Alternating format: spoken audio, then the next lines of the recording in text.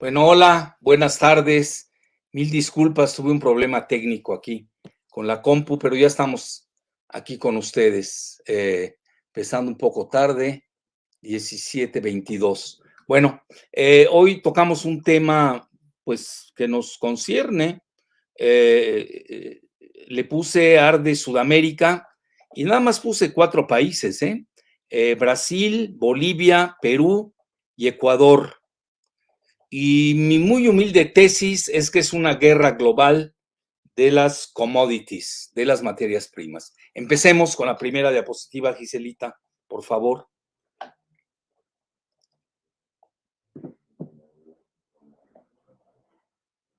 Sí, porque muchos van a decir, bueno, ¿y por qué simultáneamente estamos teniendo tantos problemas, no? Bueno, pueden ser coincidencias a veces, pero como que lo que está pasando en Bolivia, muy conectado con Perú, tienen el factor el común denominador de tener pues una misma matriz indígena muy importante.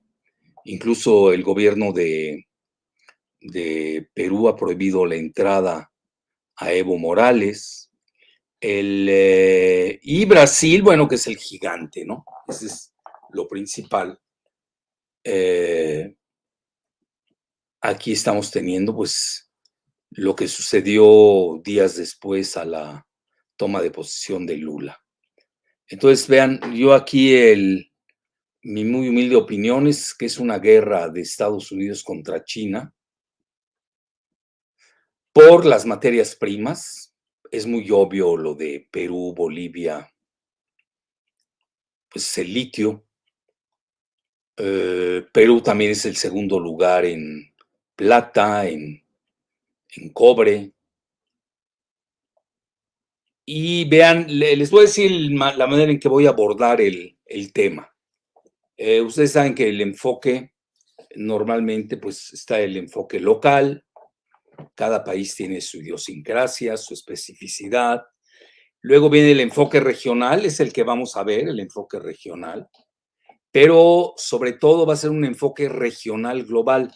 Y les voy a traer una sorpresa al final con un escrito muy perturbador de un especialista del Colegio de Guerra de Estados Unidos, de Evan Ellis, que hay que tomar en cuenta. Ahí les doy la cita, etcétera, etcétera. En ello me voy a enfocar mucho más. Entonces será el enfoque regional global, pero lo demás ya lo conocen, ¿no? Bueno, empecemos, por favor, Giselita. No, regresa a la otra, yo creo que veamos bien el mapa. Si ustedes se dan cuenta, vean la cantidad de países que tienen problemas, ¿no? Sumado con Ecuador. Y eso no quiere decir que Argentina no los tenga. Argentina tiene pues serios problemas políticos. Sí, pero todavía no llegan a esta fase ya en la que están ahorita Brasil, Perú, Bolivia y Ecuador. Y también Chile tiene fuertes problemas de gobernabilidad. Incluso existe un rechazo al presidente de la gran parte de la población. Curiosamente, lo que llama la atención es que Venezuela y Colombia, pues hoy sería la parte más, entrecomillada, tranquila. Incluso ya han hecho las paces, me dio mucho gusto que Maduro y Petro se hayan saludado. Ojalá que resuelvan sus problemas, son dos grandes potencias regionales de Sudamérica, les deseamos lo mejor. Pero si ustedes se dan cuenta, prácticamente toda Sudamérica está ardiendo. La siguiente, nada más con ver el mapa, vean, no, nada más faltaría la Guyana, ¿no? La francesa y la otra, y Surinam, pero toda está ardiendo. La siguiente, curioso, se salva a Centroamérica por el momento. Entonces, vean, estos tres países, eso lo dice, y aquí cito, curiosamente me llama la atención, Deutsche Welle. Bueno, ustedes saben que yo diario leo Deutsche Welle y Le Monde. Bueno, no lo leo, lo veo, que es lo que llama la atención. Entonces ya me detengo. Le ha dedicado mucho tiempo ah, o mucha tinta, vamos a decirlo así, mucha prensa le ha dedicado a Brasil, Perú y Bolivia. Dice, son 3 polvorines en Latinoamérica. Esos 3 países que acaparan la atención de la prensa en alemán esta semana han tenido un complejo inicio en 2023.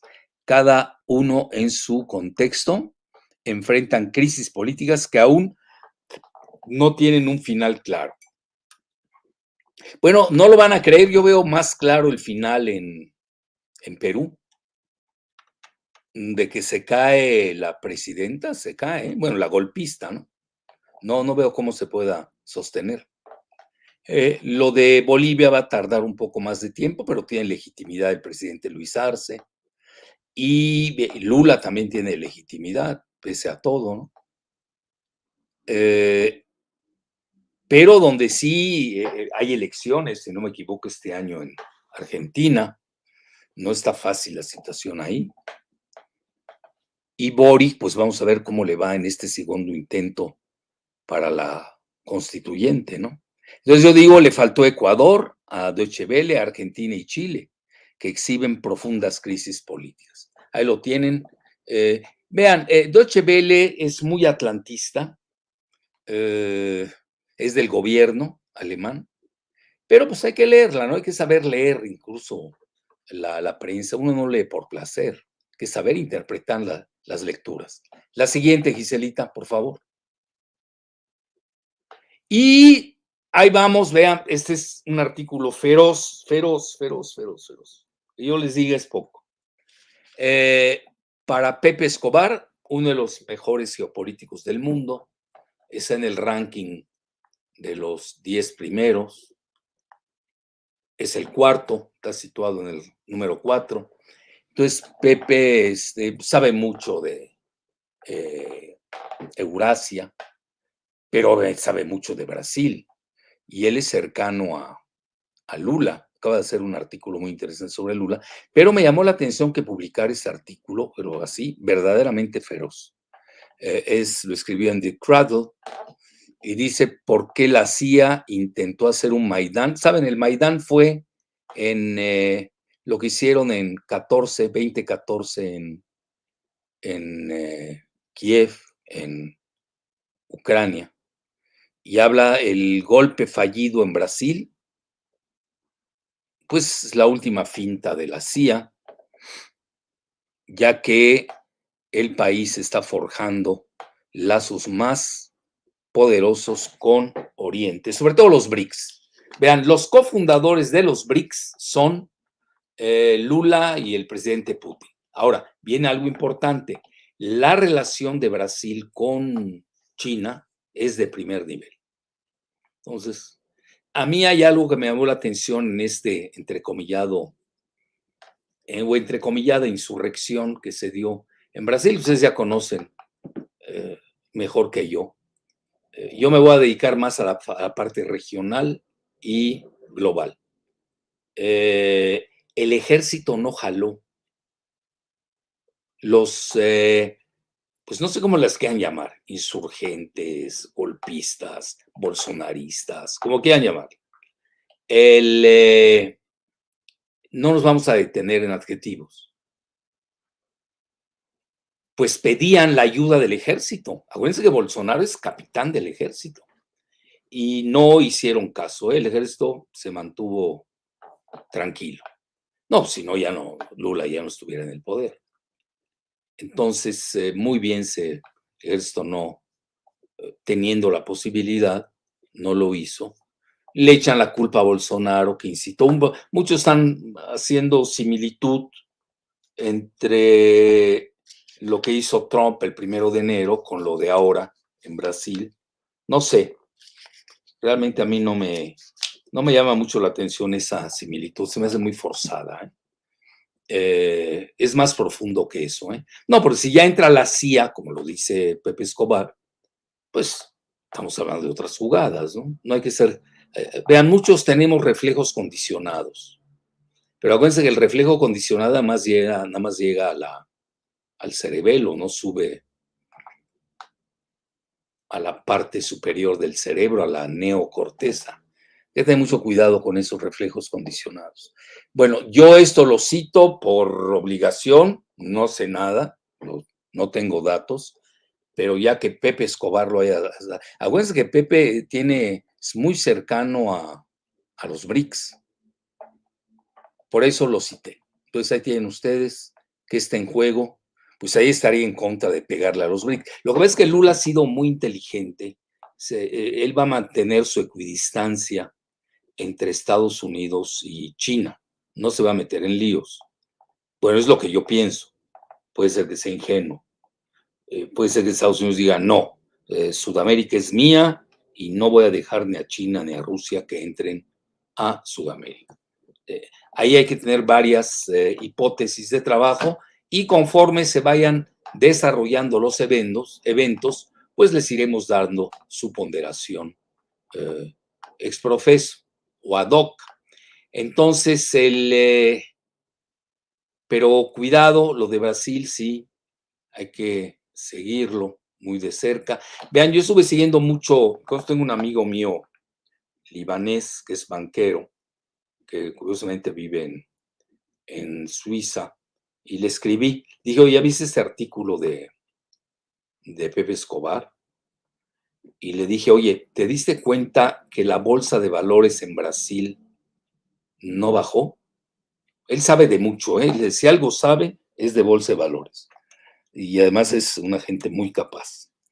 Me dice, sí, oye, me llamó la atención y el real subió. Aunque ya lleva 3 días en donde más o menos se anda bajando un poco la bolsa, pero no es, en otras circunstancias se hubiera desplomado. Y si ustedes me preguntan qué seguirías hoy en Brasil, fíjense las lecturas multidimensionales, obviamente yo seguiría todo, hay asuntos multifactoriales de primer orden, pero sí seguiría mucho la cotización del real, que es su divisa, y la bolsa de valores, que es el Bovespa, así se le conoce. Aunque hoy bajó, si no me equivoco, 1%, que es nada en comparación a los sucesos que se han suscitado en Brasil, que por los contactos que yo tengo muy buenos amigos allá en Sao Paulo, en el oeste de Sao Paulo, me comentan que el país está en estado de choque. Y además no ganaron el Mundial de Fútbol, imagínense, que ellos eran los favoritos, pues se confiaron. Al final ya tenían el partido en la bolsa, se confiaron, es la realidad. Bueno, entonces ahí tienen hoy, esa es la situación de Brasil. Yo sí seguiría más la cotización de la bolsa y su divisa, el real. Y por ahí leí, y ya no encontré el link, si no se los hubiera puesto, que hoy Lula, pues no lo van a dejar gobernar, ¿no? Tiene muchas dificultades para su gobernabilidad, para aquellos que se quejan de México, ¿no? Para que vean que sí estamos en el paraíso. Y no estoy hablando de Adán en el paraíso, ¿eh? No me malinterpreten. Es decir, en México hay gobernabilidad pese a todo. Entonces, el problema de Brasil ahorita va a ser la gobernabilidad y sus grandes proyectos. Acuérdense que él no tiene mayoría en el Congreso, los principales estados no jalaron con él en la elección, este tercer Lula ganó en forma apretada, pero comentaba ahí ese escrito que leí, que el problema de Lula va a ser mantener la seguridad. Y es cierto, porque también se tiene que llevar muy bien con el ejército, para que no nos vayan a dar una sorpresa ahí. Entonces hay muchos factores. Yo les doy el de Pepe Escobar, el link. No estoy diciendo que así fuera, pero es un analista de primer orden, así que ahí lo dejo para el debate. La siguiente, por favor. Y acuérdense que Brasil pues, es la mitad de Sudamérica en todo. Estamos hablando de mitad en habitantes, en número de habitantes, en Producto Interno Bruto. Decía Nixon en la época de los 70, Latinoamérica será lo que sea Brasil. Se puede volver a repetir hoy. Ya no hay esa Latinoamérica, hay esas definiciones. Vean, acabo de ver un video de Petro, que me lo recomendó alguien que sabe mucho, y yo no le tenía, le soy sincero, aunque me caía bien Petro cuando iba muy seguido a Colombia, a Bogotá, en mi época muy colombiana, creo que hace 20 años, si no me equivoco, 30. Era alcalde de Bogotá, me caía bien Petro, ¿eh?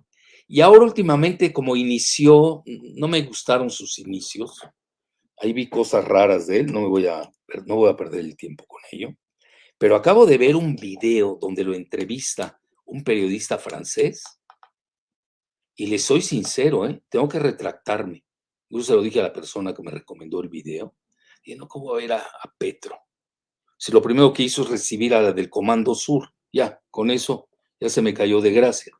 Entonces, no, hizo una entrevista extraordinaria.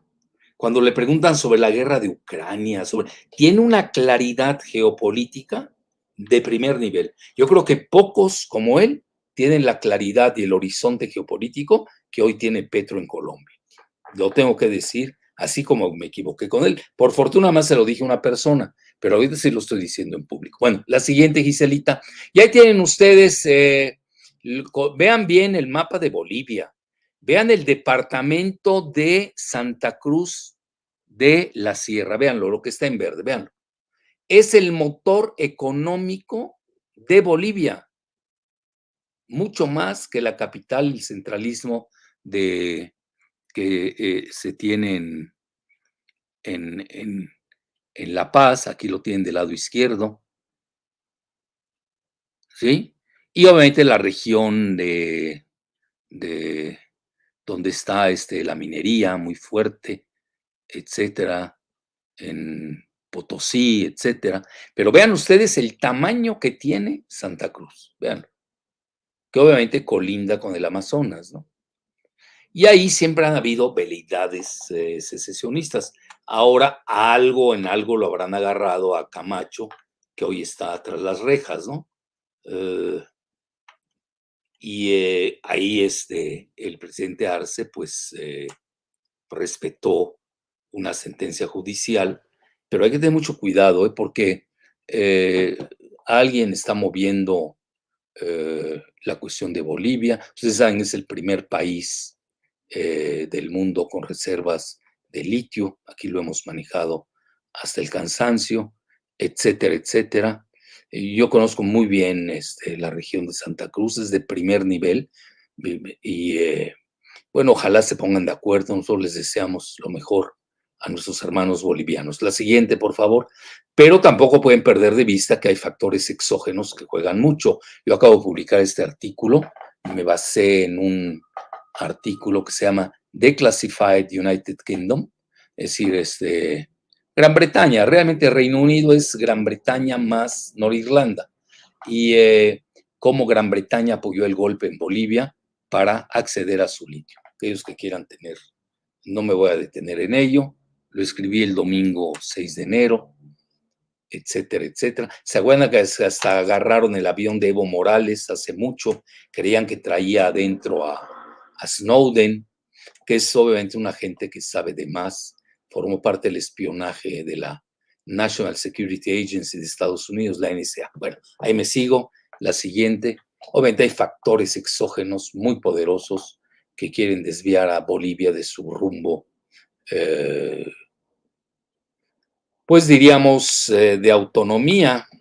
Y vean, ahí está, es una nota de la jornada. Perú extiende, pasemos ya a Perú, el estado de emergencia para frenar las protestas. Lleva más de un muerto por día la presidenta. Es decir, aquel día estaba bien, llevaba no sé cuántos días, 38, algo así, y lleva ya casi medio, ahí está, 49 muertos. 38 días en el gobierno y lleva más de un muerto por día. ¿Y por qué se aferra al poder? ¿Quién sostiene y da tanta seguridad a la presidenta de Perú? Ay, que si la Rayuela hace preguntas obvias, ¿no? Bueno, pero está bien hacerlas, porque a veces se nos olvidan. A ver, Giselita, regrésate a la anterior. Bueno, ahí tienen, suspenden derechos constitucionales en Lima, en Cusco, en Puno y en 4 provincias, sobre todo la parte del sur, la parte indígena. Yo creo que hay un error de lectura, muchos están manejando que es una revuelta indígena, no, yo he estado viendo a la clase media, media alta, blanca, entrecomillada de blanco, mestiza, que ahí están, en la marcha a Cusco y a Lima. Ahorita están en la fase de marcha a Lima, porque pues obviamente si toman Lima, pues ya, bye bye la presidenta. ¿Cómo se llama? Dina Boluarte, ¿no? Ahí se llama. No quiere renunciar, bueno, pues no es que quiera ella o no, pues ya con tanto muerto a cuesta, pues no le queda otra, ¿no? Bueno, la siguiente, esto es de ayer, para que vean cómo está la situación en, en Perú. Síguele, Giselita. Bueno, échenle ojo a esto. Esto es parte de lo más, de esto vamos a hablar. Esto es lo que está en juego también en Perú, ¿sí? Para las fuerzas exógenas. Acuérdense que a mí me censuran mucho, tengo que tener mucho cuidado de mi terminología, me tienen que saber interpretar. Chancay es el megapuerto estratégico para el comercio con Asia que China construye en Perú y el impacto que ya genera. Y lo escribe nada menos que la BBC News. ¿Ya lo vieron? Uno de los puertos más importantes que está construyendo China en Perú. Es lo que está en juego. La siguiente. Bueno, además de su litio, su cobre y la plata. Ya ven cómo están subiendo la plata y el oro, ¿no? Vienen buenos momentos para México con la plata. Bueno, siempre y cuando alguien haga la auditoría y vean quién. Pues yo nunca he visto auditoría sobre la plata de México y con eso que había una subsecretaría de Minas en Economía, si no me equivoco, y la quitaron. Bueno, mi no entender, mi no entender. Cuando en Bolivia pues hay secretaría, hay ministerio de Minas. Lo siento, yo sé que a veces molesta cosas que yo digo. México necesita con urgencia una Secretaría de Minas. Vienen los tiempos de auge de las minas. Andrés Manuel, escúchame, yo sé lo que te digo.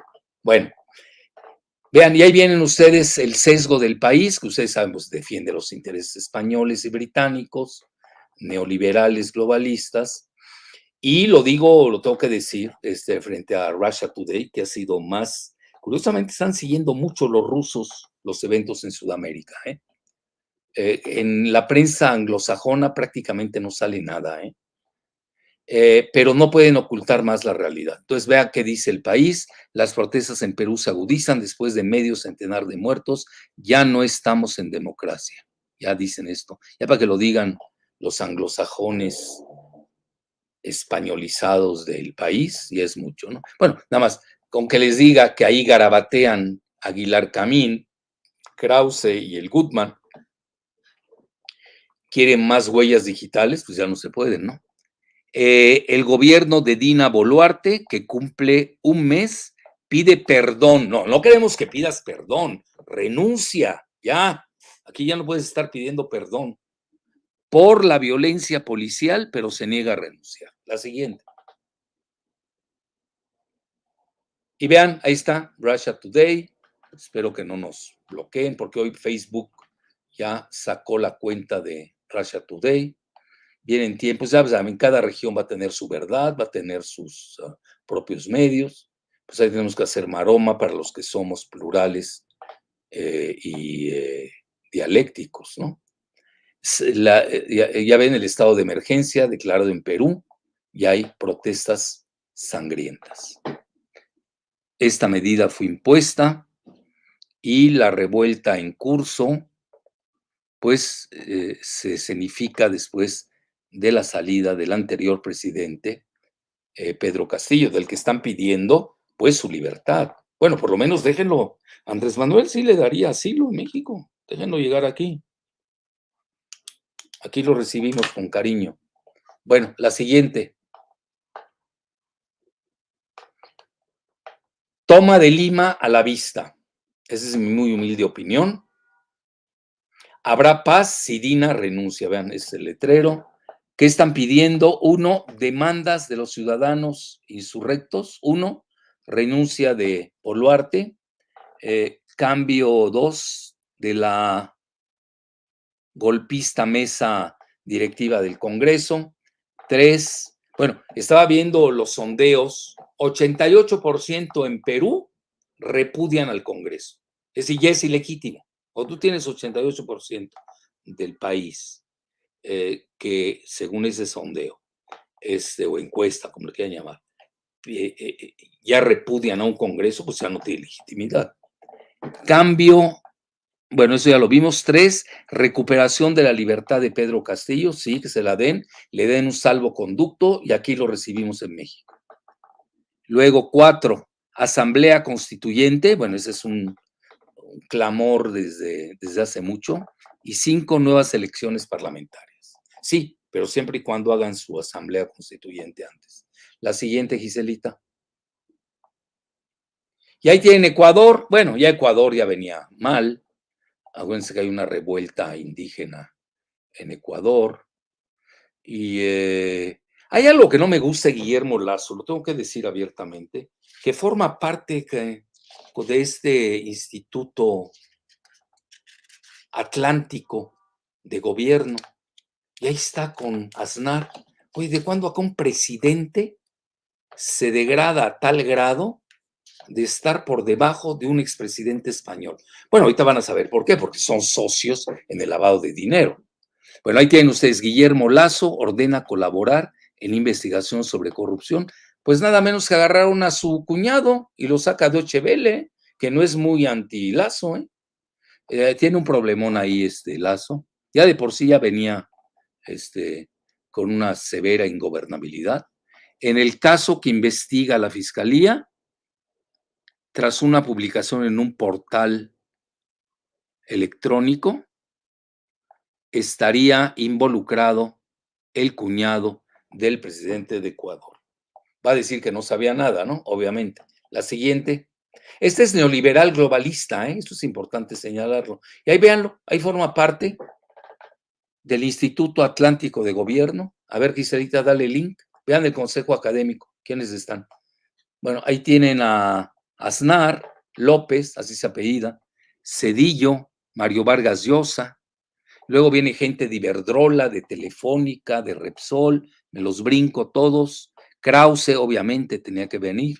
La siguiente, todos los antimexicanos, neoliberales, globalistas, gente de Soros, la mayor parte. La siguiente, a ver, Gise, hasta que toquemos con ¿cómo se llama?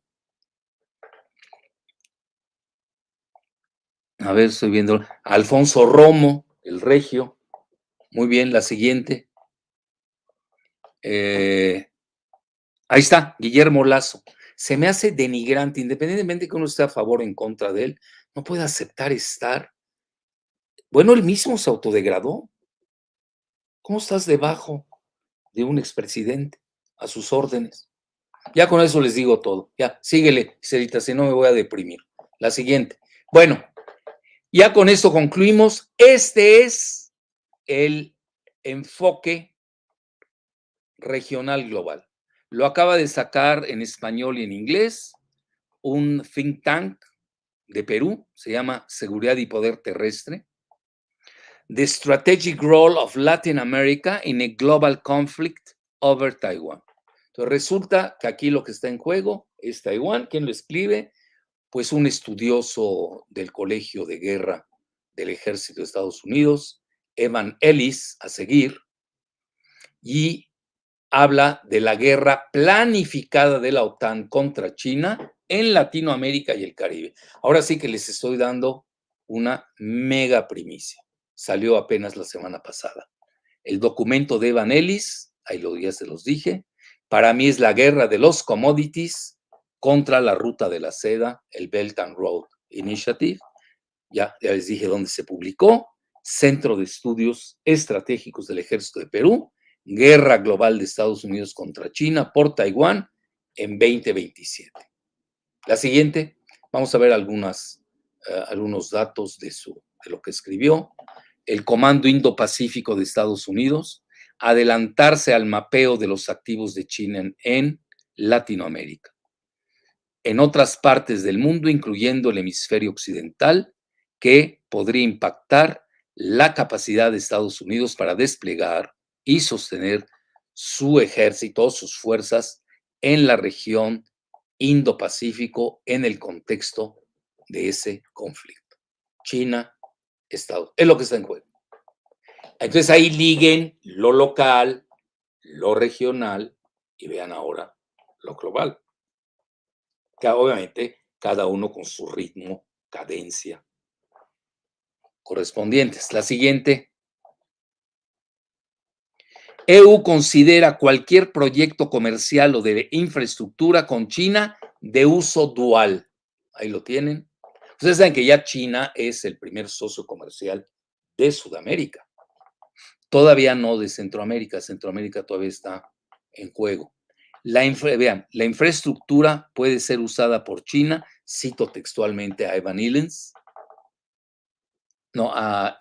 Ellis, sí, por China en el conflicto global proyectado como bases intermedias para los ataques contra Estados Unidos, sobre todo para el abasto de alimentos y de minerales críticos, o quizás directamente contra el propio Estados Unidos. Y aquí está en juego Haití, ¿eh? Sigan mucho Haití, acuérdense que está aquí en la Hispaniola, así se le conoce, con la República Dominicana, que está muy cerca de Miami, de la parte este de Estados Unidos. La siguiente. Y vean qué dice Evan Ellis. Es en el interés, bueno, es una advertencia tremenda contra los gobiernos de Latinoamérica. Es en el interés de los líderes políticos y otros en la región que consideren cómo las interacciones militares con el Ejército de Liberación de China, el Popular Liberation Army, así como los proyectos comerciales con la República China, con sus empresas o sus transnacionales chinas que están en sectores estratégicos como, escuchen, puertos, en el espacio, en el dominio digitálico, que indirectamente pueden contribuir en la manera en que los chinos puedan vislumbrar para explotar las oportunidades creadas por tales proyectos. Ahí lo tienen. Bueno, eso lo leen en el Colegio del Ejército de Estados Unidos. La siguiente. Ahí tienen el link, lo pueden comprobar. Y vean lo que está en juego, lo que le molesta a Estados Unidos. Que por cierto, mañana me tomo un café con el subsecretario de Relaciones Exteriores de México, que tiene a cargo al CELAC, y con el ex embajador de México en Perú, Pablo Monroy. A ver qué nos cuentan, ¿no? Vean, cooperación con China en el espacio es un foco mayor de ataque. El grupo de trabajo CELAC China. Objetivos: 5 satélites de monitoreo climático y terrestre, el famoso programa CEBRES, CEBRS. Satélites de Venezuela y Bolivia con China. Radar de espacio profundo en Neuquén con Argentina. Participación de Perú en la Organización de Cooperación Espacial Asia-Pacífico. Recuerden que el CELAC también tenía la cuestión del espacio. Y observatorios astronómicos con participación de China. Es decir, ya está incluso la guerra proyectada en el espacio. Yo realmente no he leído nada de esto en Latinoamérica. Aquí estamos dormidos, ¿eh? En Latinoamérica. No vemos nada. La siguiente, por favor. Ya casi acabamos, ¿eh? En juego, ¿qué está? Ruptura de relaciones con Taiwán y el reconocimiento de la República Popular China, ya que hoy 8 de 14 países que todavía reconocen a Taiwán se encuentran en la región de Latinoamérica y el Caribe. Por ejemplo, Haití y Honduras. Ahí lo tienen. 2 de ellos tienen relaciones con Taiwán. Y según la tesis de Evan Ellis, es de que esto le puede dar la pauta a China para atacar a Taiwán. Ahí tienen ustedes. Lo siguiente, a ver, ya casi acabamos, ¿no? Ahí está, perdón, Free Zone, a ver, esta Giselita, Free Zones, Taiwán tiene 14 relaciones en el mundo. Bueno, hasta con el Vaticano. Yo creo que ahí nuestros amigos del Vaticano van a tener que cambiar, ¿no? Digo, se me hace absurdo que reconozcan a Taiwán, que tiene, ¿qué? 20, 25 millones de habitantes, ¿no? Si no me equivoco, y dejen de lado a 1400. Ahí sí, nuestros amigos del Vaticano, que tienen 2023 años de geopolítica, pues no sepan mover el abanico, ¿no? Vean Paraguay, Santa Lucía, San Kitts, Anubis, Guatemala, Honduras, Belice, Palau, Eswatini, todas de las islitas, ¿no? Marshall Island, Nauru. Bueno, ahí lo tienen. Este es un mapa muy bueno. Gracias, Ciselita, te luciste. Vean, fuente, Ministerio de Relaciones Exteriores de la República China de Taiwán. 14 países más lo reconocen. Son 193 hoy en la ONU, ¿no? Pero ahí lo interesante es de que hay, ¿cuántos tenemos de Latinoamérica? Paraguay, Guatemala, Belice, Honduras, Haití, Santa Lucía, San Nevis, perdón, y San Vincent, Santa Lucía. Pues nadie. Bueno, fuera de Guatemala y Honduras, ¿no? Y Paraguay, relativamente. No, Paraguay siempre ha sido una colonia estadounidense, así que no hay problema. La siguiente. Y vean, ya con esto concluyo. Aquellos que quieran meterse más, acaban de entrevistar en Global Review la ominosa entrevista que da Robert Evan Ellis a Global Review. Vean lo que dice, que la situación en Latinoamérica va en el camino que él temió, con algunos desarrollos inesperados, tanto positivos como negativos. Realmente ahí lo que maneja él son tres cosas.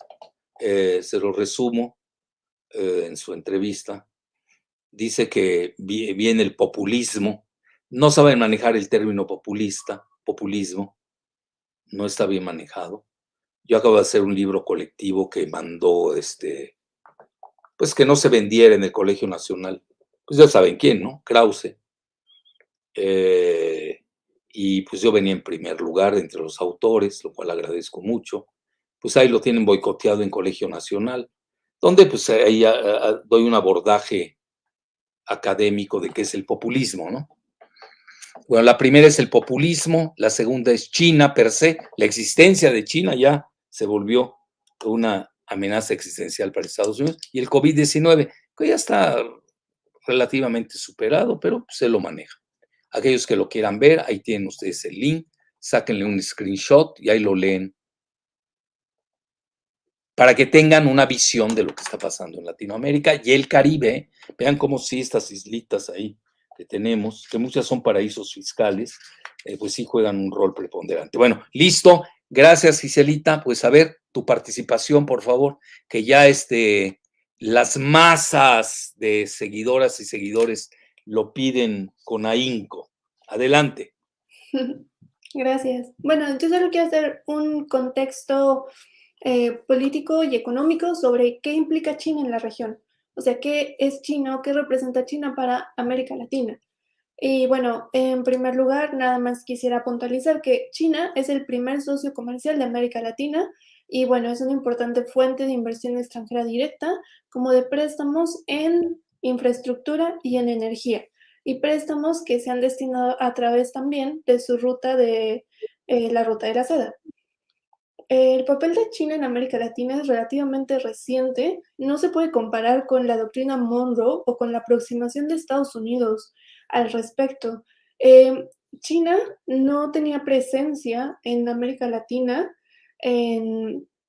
desde pues prácticamente hasta el 2000. Em, la mayoría de los países latinoamericanos reconocen al gobierno comunista de Mao Zedong cuando Richard Nixon lo hace en 1972. Pero hasta el 2001, cuando entra a la Organización Mundial del Comercio, China empieza a tener relaciones principalmente comerciales con los países de América Latina. Y un punto importante o curioso que encontré es que Perú tiene la comunidad de diáspora de chinos más grande de América Latina. El 5% de su Ok, ten población de cuidado, Giselita. En Perú son muy simpáticos porque, por ejemplo, a un japonés de origen como Fujimori le dicen chino, pero no tiene nada de chino. Pero lo que acabas de decir es real. Sí, 5% de su población es de la diáspora china. Y bueno, es como el país que tiene la comunidad más grande de chinos. Y hay que recordar que también en Perú se está haciendo uno de los puertos más importantes de infraestructura e inversión que tiene China actualmente en la región. Em, También otras grandes comunidades de diáspora china se encuentran en Brasil, en Paraguay, en Cuba y en Venezuela. Pero me llamó la atención que en Perú exista ¿Sí? mucha diáspora. Bueno, pues Bueno, es el Pacífico exactamente, y sí. les gustó. Además, Perú Ujú. es una maravilla. Acuérdate, los chinos también tienen una proclividad pro-civilizatoria. A Es la decir, cultura, exacto. ir Ujú. a Perú te marca con los carales, ¿no? Que los hemos visto aquí, y con los incas. Ellos quisieran también entrar a México, pues sabes, pero aquí hay veto, ¿no? Exacto. Muy bien. Bueno, nada más recordar que en el 2000 el mercado de China en la región era menos del 2% y ahorita sus importaciones, sus exportaciones, sus inversiones de extranjeras directas y sus inversiones en infraestructura son las principales de la gran mayoría de los países de la región. Y bueno, su esfera de influencia o su aproximación de China es una cooperación sur-sur. A pesar de que China está en el hemisferio norte, pues ellos desde el principio, o bueno, desde hace mucho se han definido o los definieron como país en vía de desarrollo, a pesar de ya ser un país muy desarrollado, un país con muchos ingresos y un país que crece muy rápido, pues ya no debería estar en esa categoría, pero aún así ellos aprovechan esa categoría para poder mantener o entablar relaciones de igual a igual, digámoslo entre comillas, en una cooperación sur-sur con América Latina, porque pues al momento de revisar los datos, el crecimiento, la economía, la infraestructura, pues vemos que pues América Latina no representa pues un socio de las mismas circunstancias o del mismo tamaño que lo es China. Aún así, su aproximación es cooperación sur-sur. Y bueno, una de las críticas que le hacen o por qué está interesado China en esta región es que también buscan lo que tú mencionaste, el impulso de China para tratar de tener relaciones con los países y una de las principales condicionantes de esas relaciones o inversiones o comercio es que no se reconozca a Taiwán. Es uno de sus más importantes principios de política exterior, evitar un reconocimiento a Taiwán. Y bueno, este apoyo ha disminuido en los últimos años. Y bueno, solamente agregar que en comercio, uno de los principales rubros de cooperación es la energía. China tiene en la región muchos proyectos de refinería, de construcción de plantas de procesamiento, de carbón, de cobre, de gas natural, de petróleo, de uranio, pero también han invertido últimamente en litio en el Triángulo Norte, Argentina, Bolivia y Chile. Y bueno, ellos tienen, pues, hay que recordarlo, tienen más de la mitad del litio probado del mundo y pues es muy importante para ellos, para China el litio. También se han interesado en el sector de energías renovables, también han hecho grandes inversiones en proyectos solares, eólicos, como la planta solar más grande que está en Argentina, en Jujuy, que también está dentro de la zona de litio que tiene Argentina. Y bueno, en infraestructura vemos que también se han hecho muchos megaproyectos, se han hecho puertos principalmente y ferrocarriles. Y en el espacio ya también el doctor mencionó la cooperación importante que tienen. Y bueno, nada más para concluir, pues Estados Unidos desde el 2000 al 2020, pues se ha enfocado en otras zonas, ¿no? Ha dejado de lado América Latina, se ha enfocado en zonas como el Medio Oriente, como Asia-Pacífico con Obama, que buscaba hacerlo un pivote para contener a China. Y China pues se ha enfocado en diversificar sus socios estratégicos y bueno, ahora el abordaje que quiere buscar Estados Unidos pues es el fortalecimiento de una relación multilateral en materia de seguridad, de migración y de esfuerzos contra las drogas. Pero bueno, siento que sí es un discurso muy gastado por parte de ellos y que necesita tener una mejor o más atractiva cooperación con América Latina para que puedan entrar en la región, porque China ya, pues ya les ganó prácticamente todos los acuerdos en infraestructura, en inversión y en comercio, a pesar de no tener todavía acuerdos comerciales o tratados comerciales firmados con estos países. Muy bien, Giselita. Bueno, hay algo importante que dijiste, lo del sur-sur. Se maneja mucho en esos ámbitos, sobre todo de India, de China, lo que se llama el Global South, el sur global, obviamente en contraposición a la anglósfera, ¿no? Y hoy estamos viendo que el G7 va de capa caída y mientras va en ascenso los BRICS Plus. ¿Por qué le ponen Plus? Porque ya muchos países están haciendo cola para ingresar, como Arabia Saudita, Turquía, Indonesia, Irán. Me llama mucho la atención el mundo islámico y el mundo árabe, que no es lo mismo. Los árabes son semitas, son alrededor de 450 millones de origen árabe semítico. Y mientras que el mundo islámico anda ya en 1.800 millones, ¿no? En la organización de la Conferencia Islámica de varios países. Entonces, no hay que confundirla. Y ustedes saben, el país con mayor número de habitantes musulmanes no árabes, pues es Indonesia, luego le sigue Pakistán, luego India, luego Bangladesh, y en primer lugar aparecen los árabes con Egipto, que tiene más o menos el mismo número de habitantes que Turquía. Hay matices muy importantes en esa región que a veces en Latinoamérica perdemos de vista. Bueno, pues ya empecemos con preguntas y respuestas. Sí.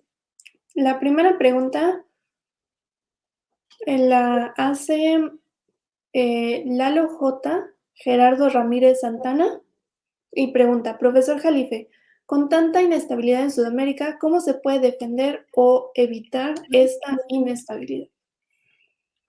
Bueno, primero que nada, en Sudamérica, a mi juicio, tienen que tener conciencia de lo que está en juego, porque si no ven, pues van a creer en Santa Claus. Entonces, tienen que ver qué está en juego y saberse manejar. Yo soy de la idea que no moverle mucho, obviamente tener su horizonte bien proyectado, pero también tienen que vivir la realidad, porque hoy la realidad, nos guste o no, se sigue bajo la férula. Latinoamérica, sobre todo a nivel financiero, y ahí es de donde veo la vulnerabilidad de Latinoamérica. No la veo pueden haber proyectos espaciales de primer nivel y radares, y lo que quieran y manden, pero como todo, ¿no? Estoy viendo que el lado vulnerable de Latinoamérica es la zona financiera. Entonces, hay que ir poco a poco, no precipitarse, cada país trae su ritmo, ver cómo se mueven las cosas en Estados Unidos. Ya ven ahora en Estados Unidos si hay problemas serios. El presidente Biden está al borde de un impeachment por todo lo que pues le han descubierto pues que tiene documentos clasificados que le atraparon en una oficina que tenía en Washington y luego en su casa en Delaware. Sí, pero para iniciar, lo digo respetuosamente, yo no quiero abonar a una implosión de Estados Unidos, estoy analizando. Ni el vicepresidente tenía por qué tener esos documentos clasificados. Es algo muy delicado. Vamos a ver cómo se desarrolla. Entonces, Latinoamérica tiene que estar pendiente de lo que está pasando adentro, pero también tiene que estar construyendo ese sector financiero que lo veo muy débil. Si ustedes me preguntan de todo, es la parte más débil que veo de Latinoamérica. No tenemos buena estructura financiera. El mejor ejemplo es México, ¿no? Pues no tenemos banca nacional. Con la banca del Bajío y del Bajonazo, no llegamos ni a la esquina. La siguiente, por favor. Que eso yo se lo dije en una ocasión a altas autoridades de Bolivia, antes de Luis Arce, que es un magnífico financiero. Se lo había dicho antes al grupo de Evo Morales, no estoy viendo fuerza financiera en Bolivia. Entonces, esa parte yo creo que sí. Brasil sí es poderosa a nivel financiero. Sao Paulo, pues la mayor bolsa de valores de toda Latinoamérica. Lula lo sabe, no va a poner en riesgo a su país, se va a saber manejar bien, conoce bien al país Lula y tiene que cuidar esa parte financiera. Es decir, no hay que enloquecer. Entonces hay que jugar a los tiempos, cómo se está moviendo todo en Estados Unidos y ellos también qué movimientos pueden tener en consecuencia. La siguiente.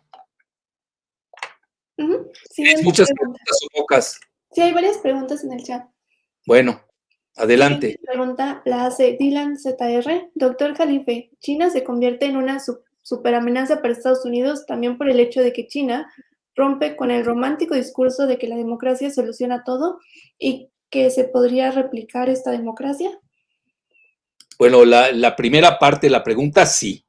Y hoy están manejando algo, se me hace muy barato, autocracias versus democracias.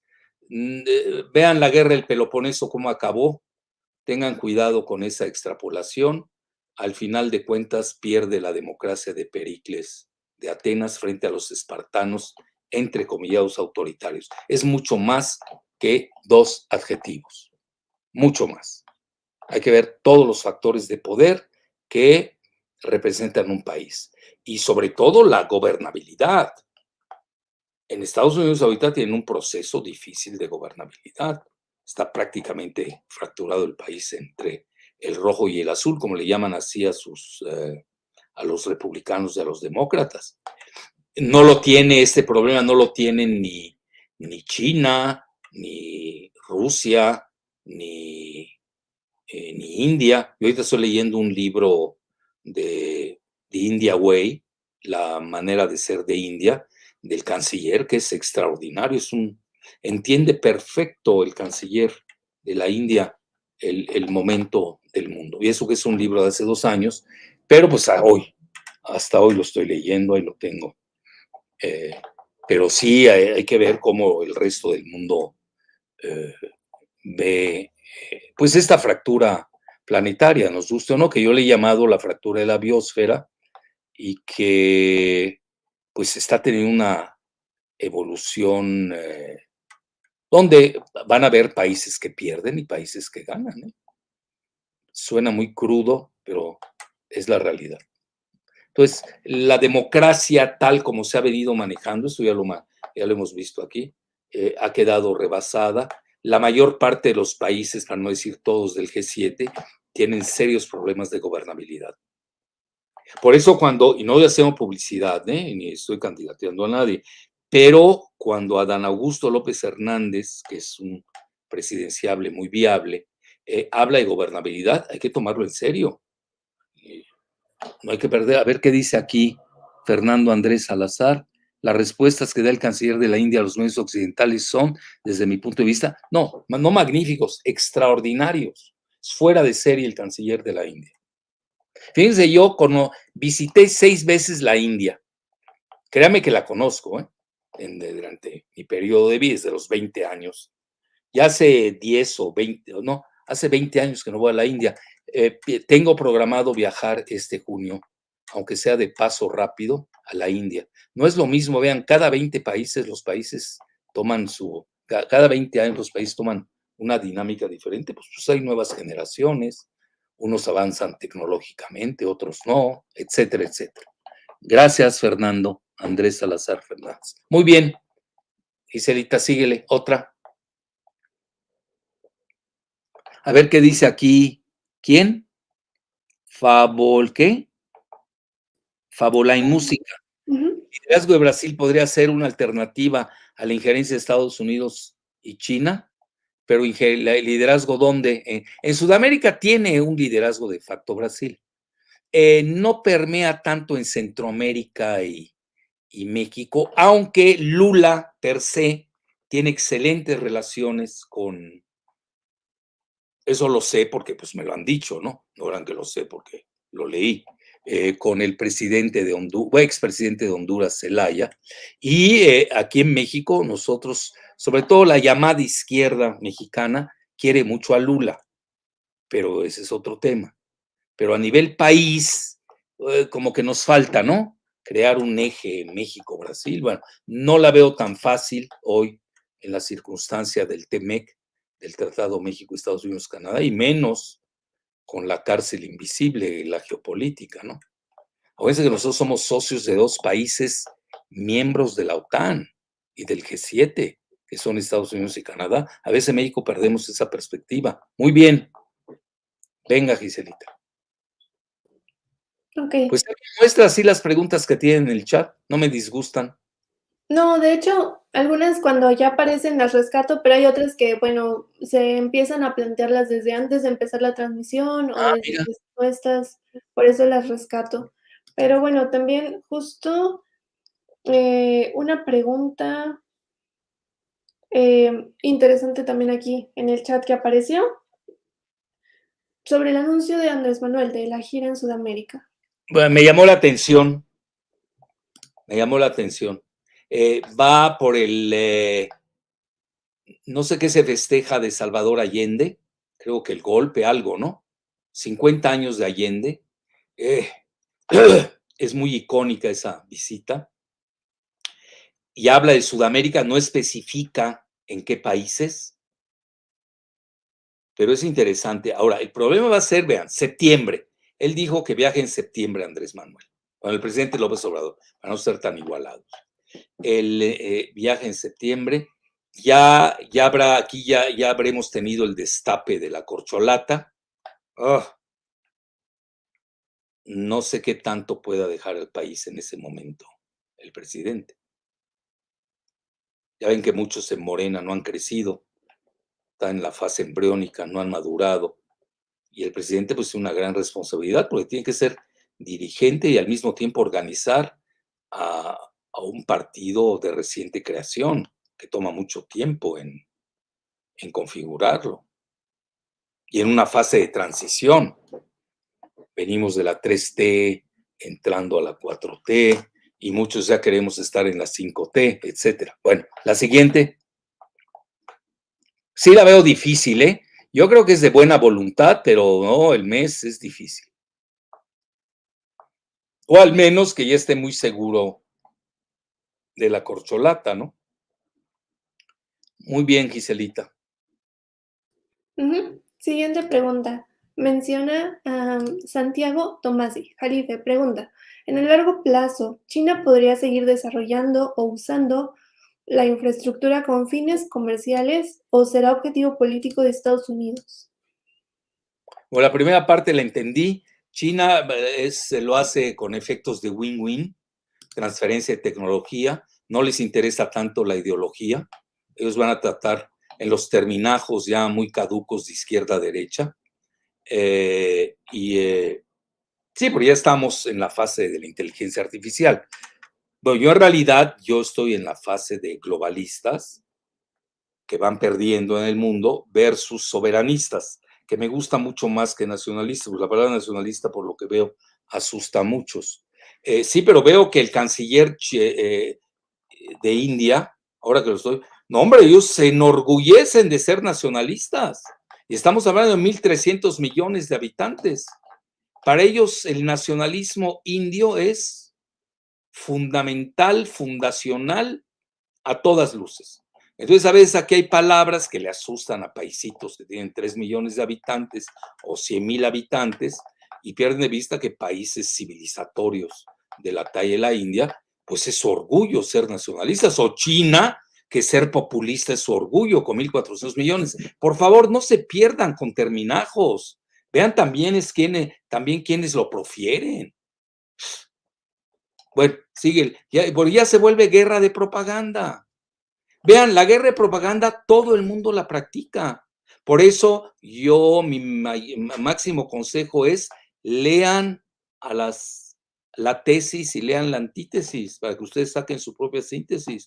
No se claven con uno, porque si no, pues van a ver muy distorsionado el mundo en un prisma muy cíclope. Entonces, yo por eso, ya ven, mi técnica es, siempre leo a las dos partes. Cualquier tema siempre voy a leer a las dos partes. Muy bien. Sí, para crear mi propio criterio. A ver qué dice aquí José Aguilera. La doctrina Monroe. Bueno, la doctrina Monroe lleva desde 1823, ya está caduca. Estados Unidos ahí sí se ha equivocado. Sigue con un... ¿Cómo vas a aplicar una doctrina de 1823 a ¿qué estamos? 2023. Imagínense. Estás hablando de 200 años. ¿Ha tenido alguna metamorfosis o mantiene su ADN aplicada para su... Siguen igual, desgraciadamente. No han sabido, no le falta cintura política a Estados Unidos en eso. Es mi muy humilde opinión.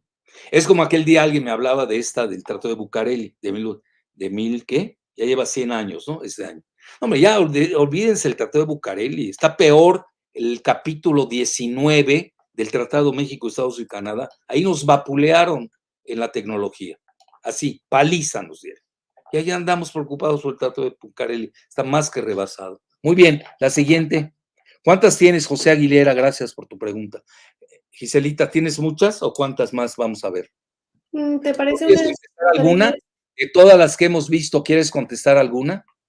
Bueno, yo quisiera hacer una pequeña aportación, solamente mencionando que antes se veía a los tratados de inversión, comercio, cooperación como meros tratados económicos, pero hay que verlos desde una visión o un panorama geopolítico, porque todos esos acuerdos y tratados deben tener o tienen un interés geopolítico interesante, que puede ser como lo mencionó el doctor, de win-win, o pueden ser también desleales, o pueden ser de uno que pierde y el otro que gana, pero yo recomendaría eso, hay que aproximarse a ese tipo de tratados comerciales que parecen económicos, también desde una perspectiva geopolítica, para poder ver el amplio horizonte y alcance de esos tratados. Muy bien, claro, perfecto. ¿Cuántas más vas a tener? ¿Te parecen 3 más? Bueno, adelante. Bueno, Alexander Hernández Ventura pregunta, ¿Chile podría tener una situación similar a la de Perú próximamente? No, bueno, pues mira, Chile pesa mucho porque tiene una costa importante, tiene acciones en la Antártida, acciones de catastrales, ¿no? A eso me refiero. Siendo pues importante, nos guste o no, ¿no? Tiene el estrecho de Darwin, yo conozco bien por ahí, eh, y, eh, y obviamente también tiene el litio, pero lo que pasa con Chile es que tiene pocos habitantes, relativamente hablando, incluso si lo comparan con Perú, tiene mucha importancia, hay muchas inversiones chilenas en Perú, ahora que estuve ahí me tocó verlo. Pero, por ejemplo, ese puerto de Chancrey que vimos allá en Perú, que está en construcción por los chinos, sí le va a afectar a 2 que 3 puertos que tiene Chile. Pero Chile no hay que perder de vista su costa, etcétera, pero básicamente, pues sí, su gobernabilidad, porque lo que estamos viendo es que el pueblo chileno votó más en contra del saliente presidente que a favor de Boric, que tiene que irse con mucho tiempo. A mí me gustó mucho la postura de Boric en relación al pueblo palestino. Hay una gran población palestina en Chile. Sí, pero también ha cometido errores y necesita de autocrítica. Entonces, hoy en esos momentos no está pasando por buen momento Boric, porque tiene un gran rechazo de la población. Yo creo que confundió la derrota de Piñera con su triunfo personal y no va así. Una cosa era la derrota de aquel, lo que a veces no se ve en las urnas, y luego se vio cuando vino la votación de la constituyente. Yo creo que tiene que irse más, con mayor tranquilidad. Como todos los gobernantes, tiene cosas a favor, cosas en contra. Le deseamos lo mejor al pueblo chileno, obviamente, etcétera, etcétera. Muy bien. ¿Qué más, Giselita? Siguiente pregunta. Esa es de Totonki Tepet. Con la influencia de China en la región de América, ¿se puede dar un sistema alternativo al neoliberalismo o es más de lo mismo la relación? No, mira, el neoliberalismo globalista está muerto. Eso sí, no hay que perder el tiempo. Lo que va es la globalización china es económica. A veces hay confusión en los términos. Es diferente.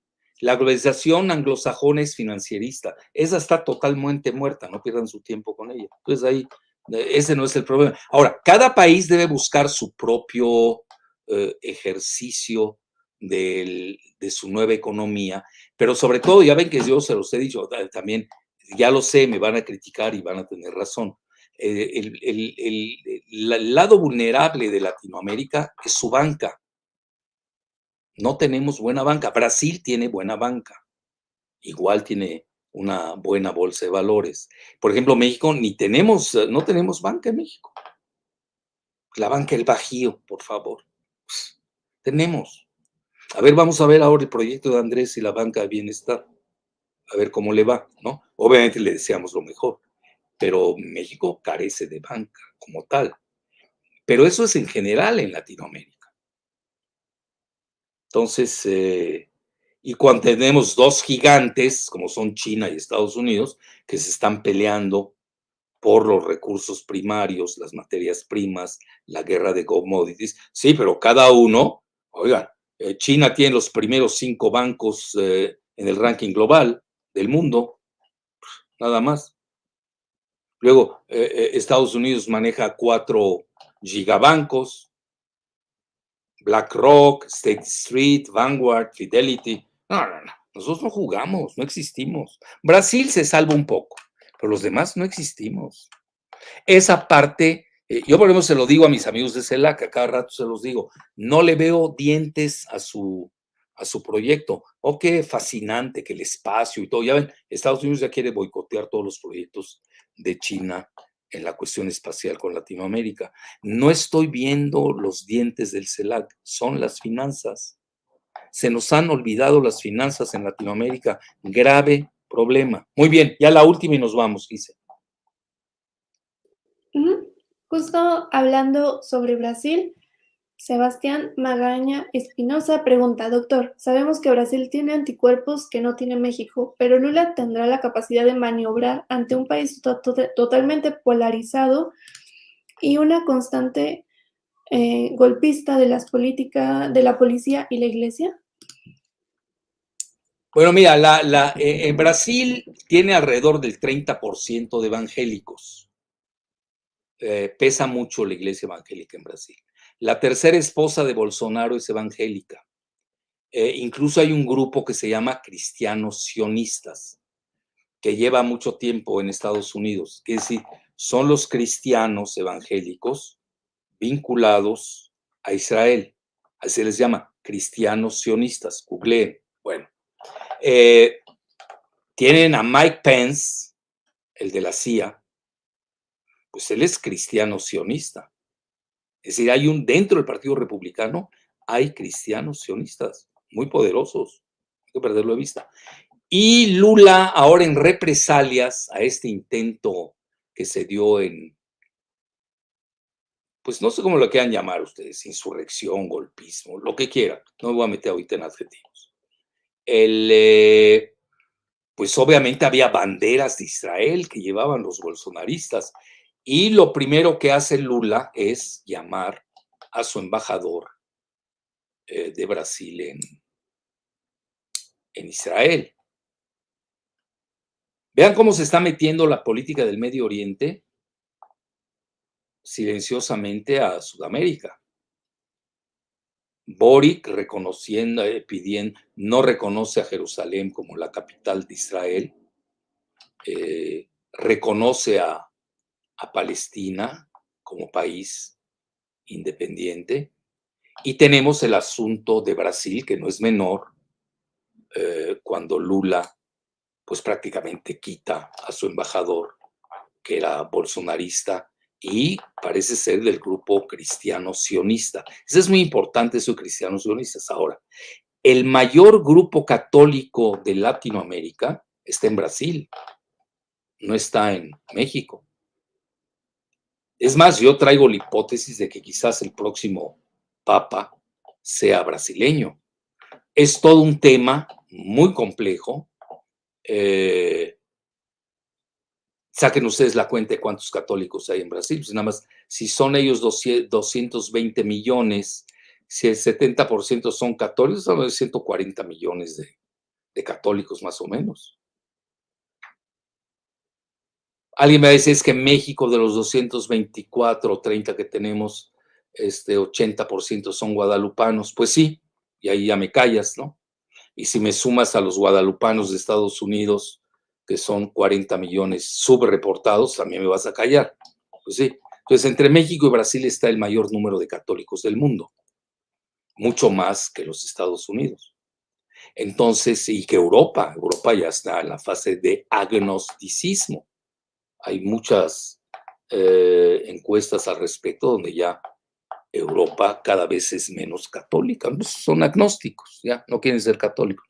Ellos sabrán por qué. Entonces, esa parte es muy interesante, ¿eh? Yo no la perdería de vista. Es todo un tema. Y concluyo con esto, en forma silenciosa o no tan silenciosa, India, Turquía, Irán están penetrando en Sudamérica. En México no los vemos, pero en Sudamérica ahí van, ¿eh? Sobre todo en Venezuela, en Brasil.